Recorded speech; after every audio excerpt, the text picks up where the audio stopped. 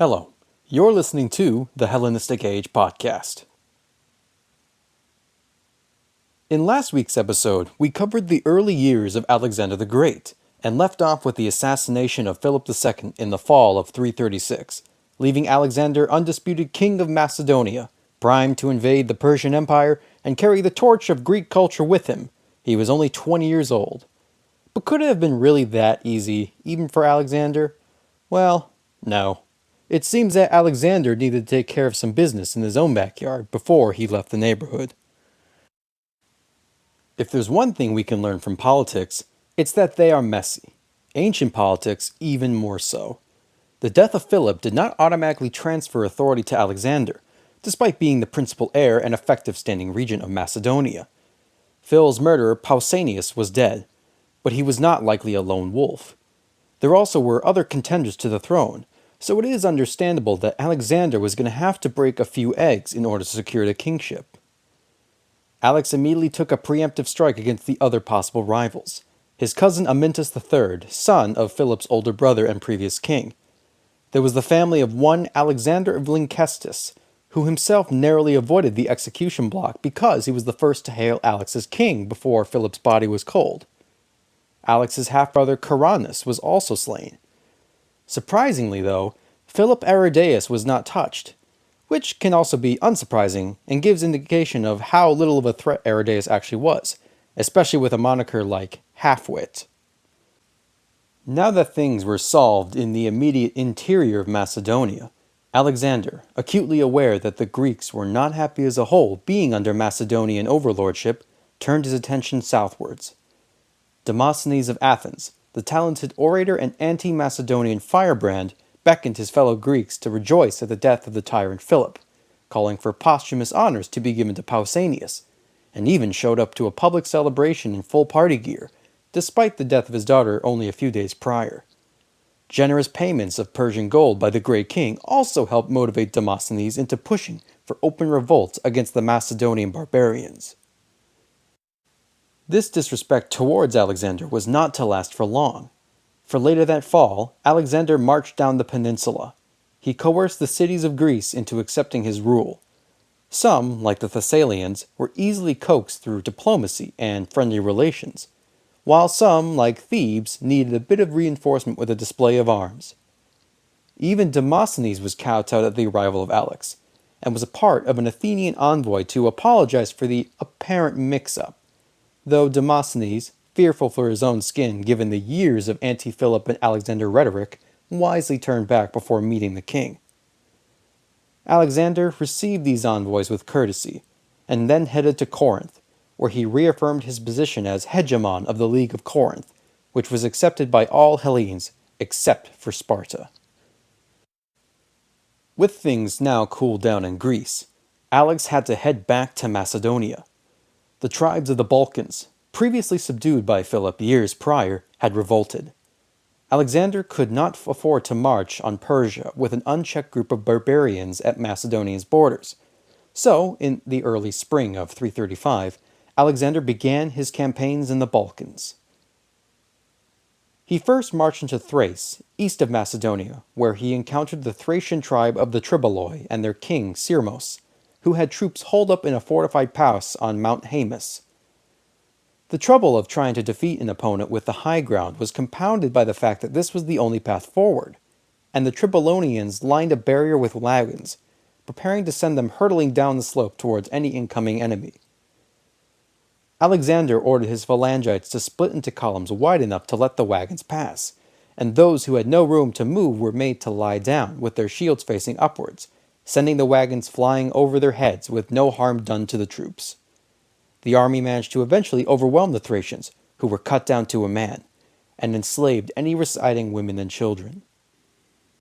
King Sirmos, upon getting word of his advanced guard's defeat, had his civilians flee to a local island in the Danube River. He met Alexander's forces in a pitched battle, and resisted bravely, but thanks to a Macedonian cavalry charge led by Philotas, son of Parmenion, the Tribaloi were repelled, and 3,000 Thracians were killed at the expense of only a few Macedonians. Arriving just short of the defeat of the Tribaloi, The tribe of the Getae and their thousands of troops amassed on the other side of the Danube originally to support King Sirmos. Alexander, finding the idea of crossing the most daunting river in Europe to be especially tantalizing, ordered his men to make canoe-like vessels out of hollow trees, and used the skin of their nets stuffed with hay to ferry his men across the river in the cover of night. When the Getae arose the next morning, they suddenly found thousands of Macedonian troops on their side of the river, and they were utterly blown away at the audacity of it, and fled before the first cavalry charge. Alexander managed to find their empty city and plundered it, and, being a pious king, he made sure to offer his proper sacrifices of booty both to the gods and to the river Danube itself. Resting for a bit, Alexander met with envoys of local chieftains and tribes. Sirmos offered his surrender, which Alex accepted, and he even met with a delegation of Celtic ambassadors from further west, who apparently weren't impressed by the Basileos, much to the annoyance of Alex, who scoffed that the Celts were some big talkers. Alexander then continued his operations in Europe, seeking to target tribal Illyrians who were in revolt along the western border of Macedonia. Securing an alliance with the Agrianian king Lingaros, he marched upon the city of Pelion, which was occupied by one king Clytos of the Ortariatae. While planning to siege the city, Alexander was given news that the king Glaucius of the Talantians had arrived to reinforce Clytos. Sensing that this siege would take longer than expected, he ordered Philotas to take charge of a cavalry division to gather provisions. But Glaucius uncovered the plan, and attempted to ambush the foraging party. Alexander came to the rescue, but was still left with the prospects of being stuck between two armies. Deciding to take a more bold approach, Alexander ordered his phalangites to ready battle formations, and he led his troops towards the Talantians. But instead of immediately attacking, the phalangites were then ordered to give an impressive display of marching drills. I gave the description of this feat in my previous episode about the Macedonian military, but needless to say, it must have left the non-professional Illyrian tribesmen completely dumbfounded. And at the peak of this display, Alexander ordered a charge and completely terrified the Talantians, who fled the battlefield in disgrace towards the city. With that problem solved, Alexander arranged for a column of shield-bearers, allied Agrianians, and ranged troops to attempt a night raid on the Talantian camp. Crossing the river at night, the Macedonians slew many of the Illyrians in their beds, enslaved any captured troops, and scattered the survivors to the mountains. The problem of besieging Pelion was solved for Alexander by King Clytos, because he burned down the city himself. Whether this was a scorched earth policy or just pure spite, I don't have the answer. But then Clytos fled to the surviving Talantians and then sought refuge. During all of this campaigning throughout the spring of 335, tensions in Greece were reaching a fever pitch. After hearing rumors that Alexander had been swallowed into northern Europe by barbarians unknown, the Thebans incited a rebellion, spurred on by, who else, Demosthenes, under the name of autonomy and freedom, and managed to slaughter the Macedonian garrison at Thebes. Understandably furious, Alexander immediately halted his pursuit of Clykos and Glaucius, and then wheeled back down to Greece, quipping, quote, "Demosthenes called me a boy when I was in Illyria, a youth when I was marching in Thessaly. I will show him I am a man at the walls of Athens." While Alexander was on the march, the Thebans managed to shore up some additional defenses, while Demosthenes arranged a shipment of weapons to be sent to arm the citizens. Troops of other cities began to move out, but none were too quick to get to Thebes, preferring to watch to see what would happen next. And with remarkable speed, Alexander reached the city walls of Thebes in the summer of 335. After managing to peacefully talk down the Thessalians and Athenians, he had to deal with the remaining rebellious forces of Thebes. Now, this next scene is heavily split among the sources, and I will try to best relay something coherent. Alexander had attempted to reason with the Thebans inside the city, offering them forgiveness if they lay down their arms and submit. Both Plutarch and Diodorus say that the Theban leadership rebuked Alexander's offer, insultingly demanding the surrender of the generals Philotas and Antipater, and beckoned their fellow Greeks to join the great king of Persia in defeating the Macedonian tyrants. Alexander then flew into a fury and called for the destruction of Thebes. Arrian, on the other hand, suggests that Alexander was more diplomatic, only attacking them when some of his forces were being slain by Theban scouting parties, nearly killing his general Perdiccas in the process. The Thebans resisted the Macedonians bravely, fighting furiously as Alexander's forces broke into the city by scaling the walls or breaking through the gates. The slaughter was indiscriminate and terrible. Our sources clash on whether Alexander was directly responsible. Arrian claims that the troops of other city-states, such as Boeotians and Plataeans, seeking revenge for years of chafing under Theban hegemony, ignored Alexander's orders to spare the civilians. Diodorus and Plutarch tell of a killing incited by the Macedonian troops, and Alexander deliberately ordering it, calling them traitors and claiming retribution for the sacrileges committed by Thebes during the sacred wars of the previous 50 years, and Thebes' complicity in joining the forces of the Persian invasion in Greece. Now, whoever the blame may belong to, Thebes was razed to the ground and plundered. At least 6,000 Thebans were killed, and 30,000 men, women, and children were captured and sold into slavery. The house of the poet Pindar was kept intact, due to the respect Alexander had for the artist's works. Perhaps as a counterbalance, Plutarch relays the story of one Timoclea, a Theban noblewoman who was raped by Thracian troops and managed to kill her rapist.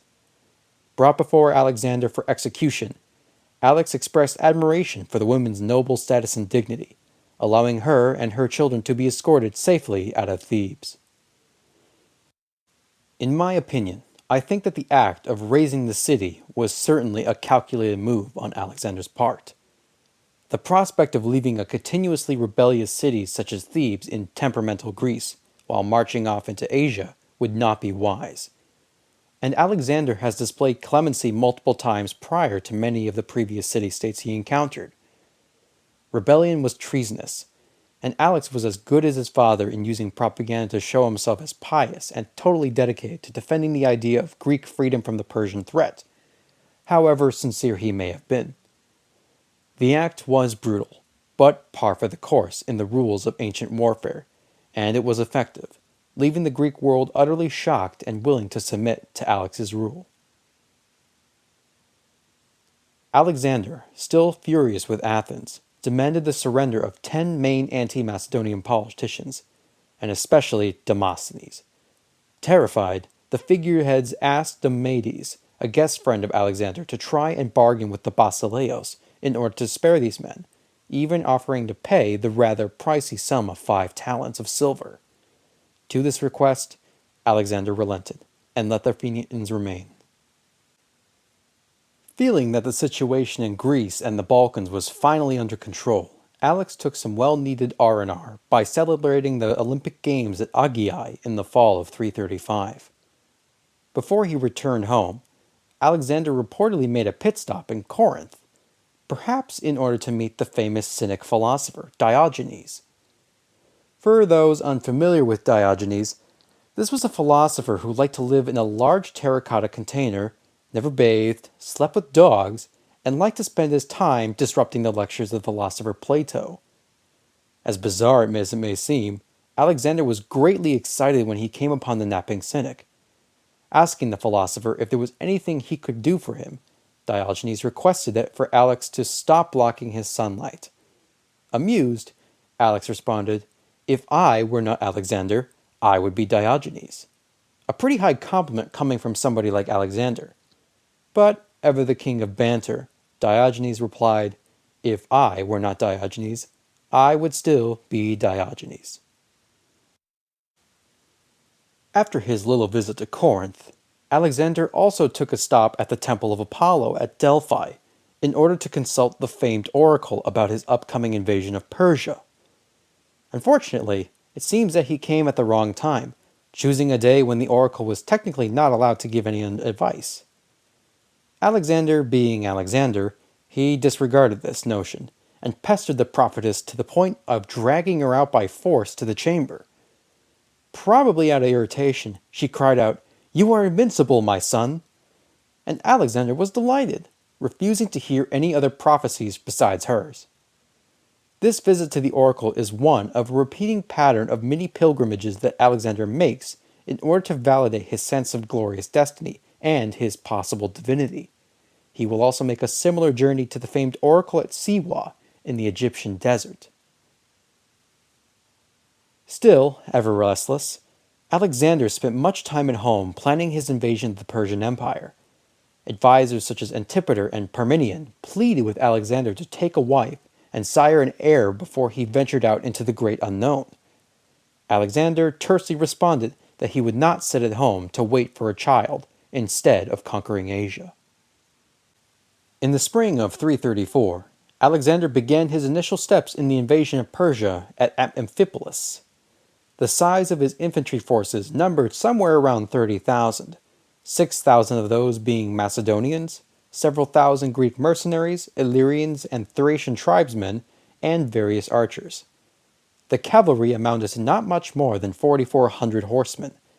The king had enough supplies for the army for 30 days, and he was deep in the black for a whopping 200 talents of silver.